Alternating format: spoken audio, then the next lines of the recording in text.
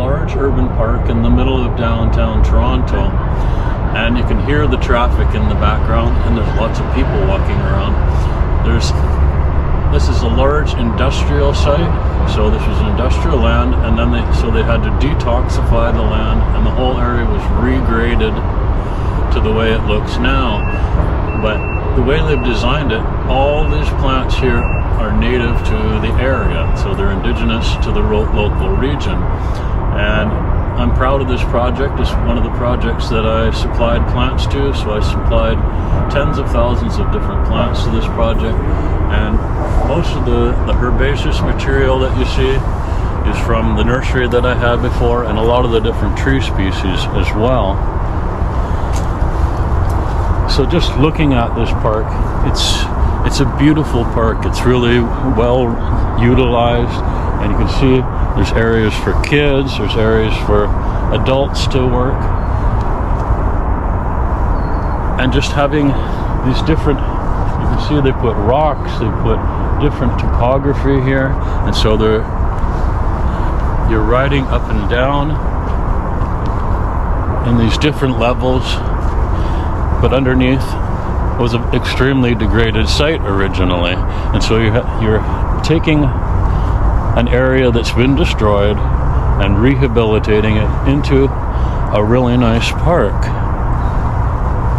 And now, instead of being a toxic site, it's got all sorts of native wildflowers and berry bushes and nuts, and wildlife is using the park. Even though you can hear the hum of the traffic going by, it's rush hour right now, but there's still wildlife out here. It's using this park, and it's an island of biodiversity in the middle of Toronto, which is really essential because Toronto is a major flyway across the Great Lakes to get to the other side and then keep going down into South America.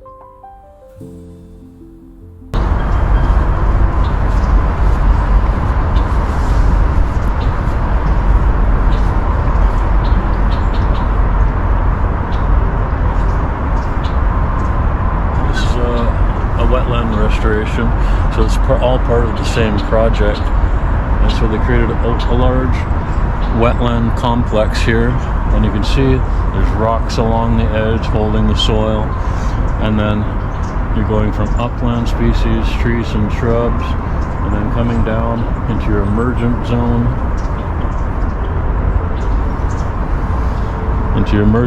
and then into your aquatic zone, and then into your open water area down here. And so it has a good diversity of different species here. And one of the things that I tell people is don't plant the typha species, the cattails, because they're going to come on their own. They come in with the different birds and the different wildlife, and they're quite aggressive. Obviously they take up a lot of nutrients and they're excellent in that form, but they're also quite aggressive. So if you don't put in the diversity of native species first and allow them time to establish fully, then something like cattails will take over the whole community. And a number of different stormwater ponds I could show you, they're dominated by cattails, and they didn't allow for the time for the other native vegetation to establish itself first and take a foothold, and then they have a place in the ecosystem rather than just being taken over by one species. And here you can see on the other side how how much the cattails dominate. And it's an excellent species. It has, you can see there's a bird there using it for its habitat, probably nesting in there. There's a lot of different birds. But then there's also all sorts of seed producing plants in there. It's a stormwater management area, so the water from all this development around is being directed into here, and then eventually it'll be fed back into the lake. But this is kind of a polishing area, an area that's absorbing a lot of nutrients and breaking down the toxic chemicals. And it's also in a very urban environment, so you can create these beautiful spaces within an urban environment and add some biodiversity back. A lot of the traditional types of parks that we've created in the past are very non-native species. There's a ton of grass, of lawn mown, and so it has a huge amount of inputs of chemicals and a lot of mowing to maintain it, whereas there's small grass areas around here so that people have a little bit of open space, but most of the area is trails and native vegetation. So just taking a different perspective on urban landscapes and urban parks and creating something that has more for wildlife.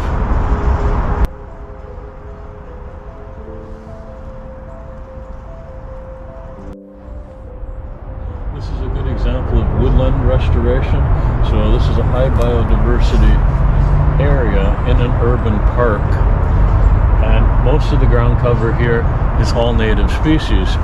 And so in the early spring you're getting a flush of the early spring ephemerals coming up, and then you also have this whole coating of different ephemeral species that last longer into the season. We're in the fall right now, and you can see that the canopy has closed in, so you've planted enough trees in the area that you have canopy closure, and you're getting a lot of these species that need shade in order to survive. And it's really rich because we planted a lot of different species and we grew a bunch of different rare species. And looking over here, you can see that this is actually a refugia for a lot of different rare species. This species here is only found in a couple locations in Ontario, and I collected a few handfuls of seed, propagated it out, and then grew the plant in my garden. And then from that larger patch I was able to get more seed and able to spread it to different areas of the province. So there's many rare species in here, and it's a refugia for these different species. And a lot of people don't even know that these species are that rare and they're occurring in this park. So not only can you create refugia for the birds and the butterflies and all the different things that utilize it, but you can also create refugia for rare plants. And you're in the construction process, you're creating the right conditions. After you've removed the toxicity of the soil, you're adding a good layer of organic matter, rich organic matter, so that all these species can thrive in this area. Behind me you can see things like duckweed and pickerelweed, and so those are all excellent species that ducks like, and they're excellent species to have in there. They're helping to clean the water, so it's an excellent habitat overall. I'm really proud of the site.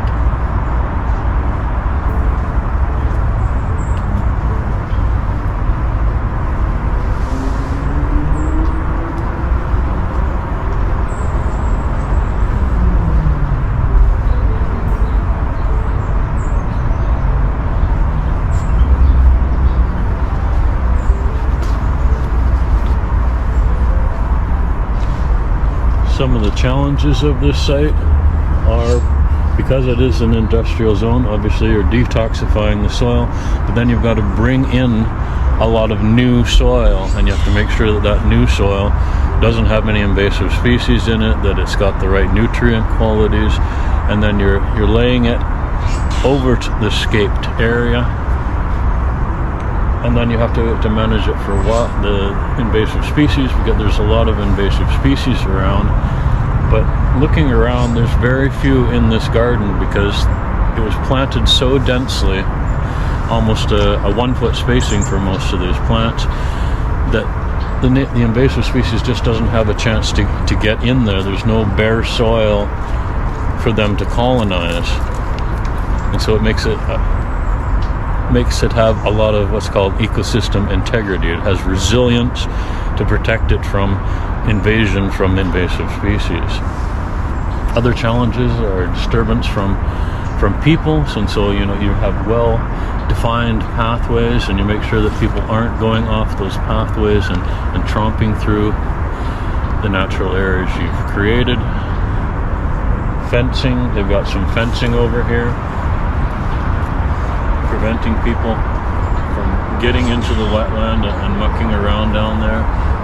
Dogs, making sure that the dogs aren't going and jumping in the pond, things like that, and disturbing the wildlife and disturbing the ecosystem.